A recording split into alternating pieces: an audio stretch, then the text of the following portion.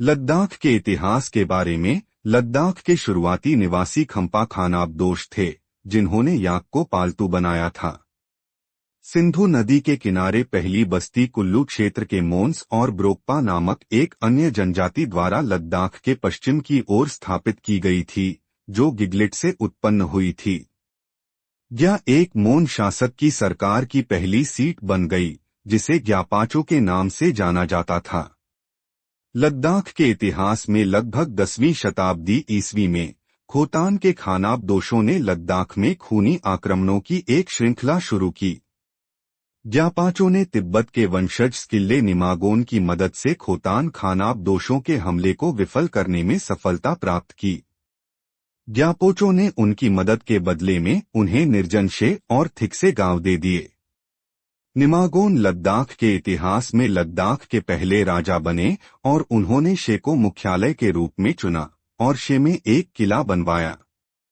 बाद में वे पूरे लद्दाख क्षेत्र के राजा बन गए। स्किल्डे नामगोन ने 975 से 1000 ई तक शासन किया। 1000 से 1500 ई के बीच लद्दाख पर राजाओं का शासन था, जो कला और वास्तुकला के महान संरक्षक थे। वे महलों के निर्माण और अन्य चीजों के अलावा धार्मिक गतिविधियों को बढ़ावा देने के लिए जिम्मेदार थे।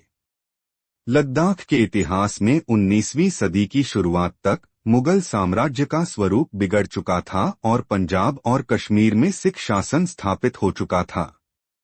हालांकि जम्मू का डोगरा क्षेत्र अपने राजपूत शासकों के अधीन रहा, जिनमें से सबसे महान महाराजा गुलाब सिंह थे, जिनके सेनापति जोरावर सिंह ने 1834 में लद्दाख में प्रवेश किया था। राजा क्षेसपाल नामग्याल को पदच्युत कर दिया गया और स्टोक में निर्वासित कर दिया गया।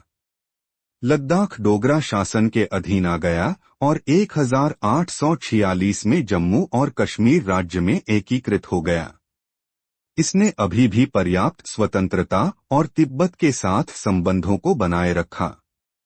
लद्दाख के इतिहास में 1841 से 1842 तक चीन-सिख युद्ध के दौरान किंग साम्राज्य ने लद्दाख पर हमला किया और चीन तिब्बती सेना को कुचल दिया गया। जोरावर सिंह के नेतृत्व में डोगराओं ने 1834 में लद्दाख पर आक्रमण किया।